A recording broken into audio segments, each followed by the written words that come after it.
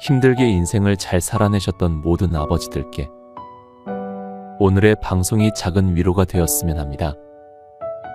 아버지께 보낸 어느 자식의 편지를 들려드립니다. 할아버지를 간호하던 병실에서 우리가 단둘이 남았을 때 조용히 건네던 당신의 한마디. 아들, 내가 나중에 늙어도 지금처럼만 해줄래? 눈물이 날 것 같아서 당연하지 라고 얼른 대답하고 말았지만 그 한마디가 잊히지 않는다. 첫 번째 편지. 40대의 젊은 아버지는 애증의 대상이었습니다. 막 일을 하셨던 아버지는 뜨거운 여름날 술에 취해서인지 해에 그을려서인지 구분이 가지 않을 만큼 빨간 얼굴이 되어 들어오는 날이 잦았습니다. 거기에 더 취기가 오르면 어린 저에게 소주 심부름을 시키고는 하셨습니다. 그런 아버지의 모습이 마음에 들지 않으셨던 엄마가 바가지를 긁으면 대번 고성을 지르고 그래도 속이 시원하지 않을 때면 물건을 던지기도 했습니다. 그래도 손찌검은 하지 않는 것이 다행이라 생각했습니다. 초등학생 때까지는 방 한구석에 앉아서 조용히 울음을 삼켰지만 중학생이 되어서는 술에 취한 아버지의 모습을 조금도 보고 싶지 않아 밖을 나갔습니다. 동네 천변에 앉아있거나 서성거리며 아버지가 주무실 시간이 되어서야 집에 들어갈 수 있었습니다. 술을 드신다고 매번 그리 악한 주정만 하시는 것은 아니었습니다. 어느 날에는 오동이 판입 두입 노래를 부르기도 했고 어린 자식을 앞에 두고서 조용히 신세 한탄을 하시거나 저를 업고 다니던 시절의 이야기도 해주셨습니다. 아빠, 술 좀 마시지 않으면 안 돼? 아니면 조금만 마시면 안 돼? 기분이 괜찮아 보이시는 날에는 아버지께 묻기도 했습니다.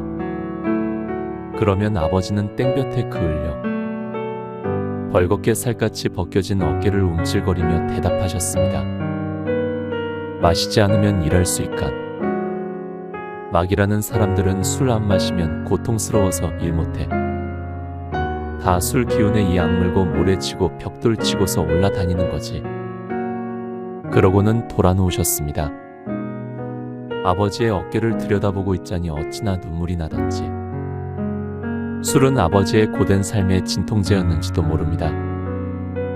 그날의 기억은 40이 조금 넘은 저에게 여전히 선명하게 기억되는 아픈 장면입니다. 소아 마비로 걸음마저 불편한 아버지는 누구보다 치열하게 사셨습니다. 독한 진통제 같은 소주 한 잔에 땀방울을 안주 삼아 훔쳐내며 한평생 건축 현장 막일로 자식을 키워내고 가정을 지켜냈습니다. 그런 아버지가 이제는 힘없는 여든의 백발 노인이 되어 보통 한번 된 술 한 잔 드시질 못합니다. 80대의 아버지는 너무나 애처로운 보고 있어도 그리운 아버지입니다. 장애를 가진 아버지는 장녀인 제가 건장한 청년을 만나 평범하게 살아가길 바라셨을 겁니다. 그러나 저는 아버지보다 더 심한 장애를 가진 남편을 만났습니다. 장애를 가진 아버지께서 더 잘 이해하시지 않겠냐며 허락을 구했을 때 처음으로 아버지의 눈물을 보았습니다. 자신이 장애를 가지고 한 세상 먹고 살기가 너무 힘들었기 때문에 내 자식마저 고생하며 사는 건 못 보겠다며 처음으로 자식 앞에서 눈물을 흘리셨습니다. 가슴이 찢기는 아픔이 그제야 무엇인지 알 것 같았습니다. 불편한 몸으로 삶이 고달팠을 아버지. 그런 아버지 가슴에 대못을 박는 사람이 나라는 게 무척 힘들었습니다. 그런데도 이 못난 딸은 자식 이기는 부모 없다는 말처럼 원하는 결혼을 했습니다. 16년이 흐른 지금은 누구보다도 사위를 사랑하고 자랑스러워하시는 아버지이십니다. 잘한 것 하나 없는 못난 딸은 지금의 제 나이였을 젊은 날의 아버지께 참 미안합니다. 나와 같은 자식을 낳아서 길러봤다면 그 고달픈 삶을 조금이나마 알 수 있었겠지만 그마저도 허락되지 않아서 손주도 안겨드리지 못했습니다.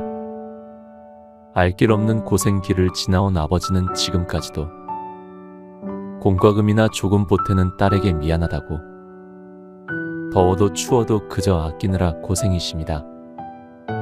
옛날의 불같은 호령은 온데간데 없고 세월 앞에 쓰러진 고목처럼 쓸쓸하기만 합니다.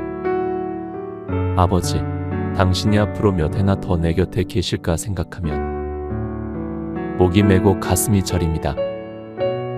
상상되지 않는 당신의 빈자리이지만 점점 연약해져가는 어깨, 힘없는 목소리를 볼 때면 그 언젠가 다가올 일이라는 생각이 듭니다. 그 옛날 세련되지 않고 투박했던 아버지의 사랑이 너무나도 큰 사랑이었다고. 이제야 느끼는 자식은 표현조차도 서툽니다. 그 아빠의 그 딸이라고 아버지 닮아 무뚝뚝하단 핑계로 사랑한다고 고맙다고 차마 입으로 뱉지도 못합니다. 자식은 아무리 애를 써도 평생 자식인가 봅니다. 도무지 갚을 길 없는 아버지의 사랑을 더는 갚을 기회조차 없을까봐 두려워하면서도 부지런히 표현하지 못하는 걸 보면요. 아버지가 드시던 술이 그리도 싫었던 딸이 이제는 먼저 반주라도 하시라며 좋은 술을 사다 드리지만 아휴 이제는 못 마셔 하시는 당신을 마주할 때면 너무도 서글퍼집니다. 아버지의 40대, 50대 그리고 60대를 오직 자식을 위해 사셨으니 이제는 이 부족한 딸의 효도를 받으셔야 합니다. 아버지 오래 계실 거지요. 아버지의 찬란한 삶은 지금부터예요. 자식 걱정, 먹고 사는 걱정 다 내려놓고 자식 손잡고 좋은 것 먹고 좋은 곳 구경하러 다녀요. 인생은 60부터라니 아버지 이제 20 꽃다운 청년이시잖아요. 20에 누려보지 못한 것들 모두 보고 담고 누리셔요. 아버지, 부를 아버지가 곁에 있어 정말로 감사합니다. 사랑합니다. 두 번째 편지. 1994년 어느 여름 해수욕장에서 새벽에 출근해서 밤에 퇴근하면서도 우리의 끼니를 걱정하고 17년을 같은 회사 똑같은 얼굴들을 보면서도 매일 다른 표정과 사랑으로 우리를 지켜냈다. 군것질과 먹는 걸 좋아하면서 매일같이 회사에서 나오는 우유를 집으로 가져오던 아빠, 언젠가는 떡을 가져왔다. 랩에 쌓여있는 둥글고 긴 떡이었다. 냉장고를 열 때마다 먹어야지 하면서 못 먹지 못했던 떡은 굳어버렸다. 아빠는 그걸 보며 속상해하셨다. 회사에서 간식으로나 먹고 딸들 주려고 퇴근까지 기다린 아빠였다. 온떡을 안 나는 그런 것들이 고맙기보단 아팠고 미안했다. 가난해서가 아니라 사랑해서였다. 시간이 지나 그 마음을 꾸역꾸역 씹어본다. 내가 지나온 마음들이 얼마나 많았을까? 제때 꺼내 먹지 못해 굳어버린 것들이 얼마나 많았을까? 매일 같이 말랑한 사랑을 가져다 주셨던 아빠의 퇴근길. 이제는 아빠와 함께 살진 않지만 때때로 늦게 집에 들어올 때면 언제나 부엌 불을 켜두고 잠드시던 아빠의 코 고는 소리가 그립다. 테이블 위 아빠의 구불구불 메모가 그립다. 냉장고 속 아빠의 우유, 떡이 먹고 싶다. 꼭꼭 씹어 내 안에 차곡차곡 담아두고 싶다. 언제쯤 나는 사랑이 사랑이라는 걸 늦지 않게 알 수 있을까? 세 번째 편지. 2016년 8월 30일. 요즘 아빠를 보면 자주 눈물이 난다. 늦은 저녁을 홀로 때우는 모습에 작은 TV를 켜둔 채 홀로 잠든 등짝에 코끝이 시큰해진다. 그러다가도 혼자 뚝 그치고 다시금 펜을 들게 된다. 언제부턴가 나는 아빠로부터 참 많은 걸 듣게 됐다. 언어가 아닌 눈빛, 한숨 같은 작은 신호에서도 들려오는 이야기가 많다. 그럴 때면 펜을 들지 않고서는 도저히 버틸 수 없어진다. 계속해서 적어가다 보면 이야기는 더 멀리 뻗어져 가고 당신의 모습은 풍부해져 간다. 그 안에서 마른 가지였다가 푸른 숲이었다가 따뜻한 볕이었다가 아버지 당신은 참 많은 모습으로 내 곁에 머무른다. 내게 당신은 커다란 나무 같다. 늘 그 자리에 머물지만 끊임없이 변화하는 존재이다.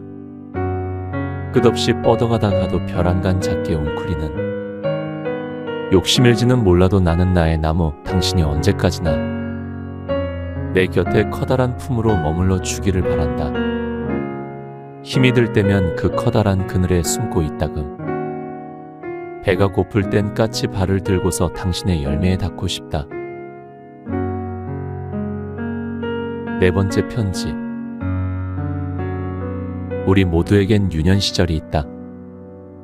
어릴 적 사진을 꺼내보며 까르르 웃던 시절을 지나 이제는 옛 사진을 보며 마음 한켠이 저릿한 때가 왔다. 어릴 적 나에게 시선이 머무는 게 아니라 저기 저 젊은 청년에게 더 오래도록 마음이 머무는 지금. 아빠에게 한 줌이던 내가 이제는 아빠와 나란히 걷고 있다. 언젠가는 내가 아빠를 이겨먹는 날이 올지도 모른다고 생각했던 어느 날 왈칵 눈물이 났다. 자식을 이기는 부모는 없다고 한다. 그런데 어쩌면 부모에게 지려는 자식이 없었던 걸지도 모른다는 생각이 든다.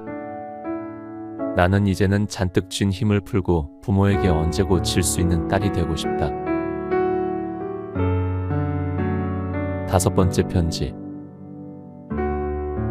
언제나 건강해라. 그게 성공한 삶이야. 아버지, 가깝고도 먼 당신을 나는 앞에서보다 뒤에서 바라보는 일이 많았다. 어릴 때부터 나에게는 큰 산 같던 당신. 내 손을 잡고 일요일 아침이면 뒷산 운동장에 올라 함께 공을 차고 매일 저녁 퇴근길에 양손 가득 과자와 통닭을 사들고 집으로 돌아오던 당신의 손이 이제는 많이 야위고 늙었다. 다 큰 아들이 회사를 퇴직하여 돌아왔을 때 직접 닭백숙을 해주겠다며 한여름 뜨거운 햇볕 아래 가마솥 앞에 앉아 불을 지피던 당신의 사랑을 나는 숨죽여 바라보았다. 왜 이렇게 말랐어? 속으로 말하던 나는 당신의 등을 바라보며 세월을 알게 되었고 한때 기업의 임원이었던 당신은 나에게 성공해라가 아닌 건강해라. 그게 성공한 삶이라고 말하는 나이가 되었다. 나에게는 거대한 산 같던 당신이 당신 아버지의 임종을 지켜보며 조용히 눈물 흘릴 때 나는 알았다. 거대한 산 도우름을 머금고 있다는 것을. 1년이라는 짧은 시간 동안 사랑하는 딸을 떠나보내고 아버지를 떠나보낸 당신의 삶이 얼마나 많은 울음을 삼키고 있을까 생각한다. 단단해 보이던 당신의 등이 처음으로 흐느낄 때 나는 아버지라는 슬픔을 목도했다. 할아버지를 간호하던 병실에서 우리가 단둘이 남았을 때 조용히 건네던 당신의 한마디. 아들, 내가 나중에 늙어도 지금처럼만 해줄래? 눈물이 날 것 같아서 당연하지 라고 얼른 대답하고 말았지만 그 한마디가 잊히지 않는다. 가족은 서로의 그늘진 곳을 비춰주는 사람들이라고 했던가. 당신의 그늘을 한 번쯤 내가 이 미천한 문장으로 비출 수 있다면 좋겠다. 그리하여 당신이 나에게 그리고 내가 당신에게 전하지 못했던 사랑한다는 말이 이 안에서 우리를 비추길 바란다.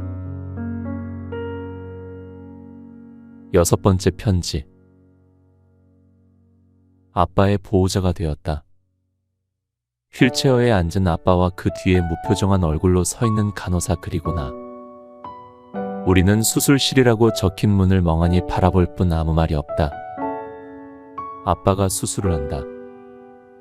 누구보다 건강한 아빠였기에 지금 이 상황이 믿기지 않지만 나는 차가운 문 앞에 힘겹게 서 있다. 수술실 입장 오더가 떨어지자 간호사는 아빠가 타고 있는 휠체어를 끌기 시작했다. 아빠 파이팅.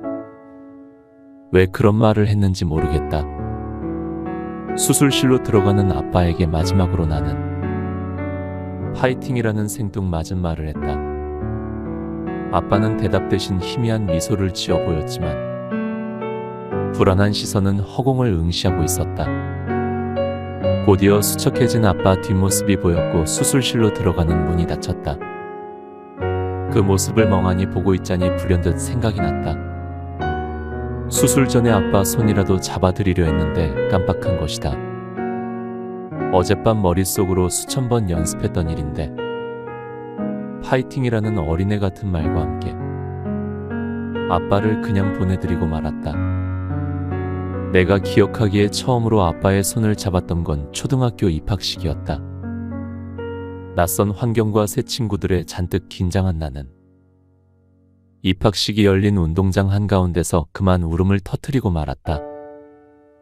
멀리서 지켜보던 아빠는 곧장 달려와 크고 따뜻한 손으로 내 손을 잡아주었다.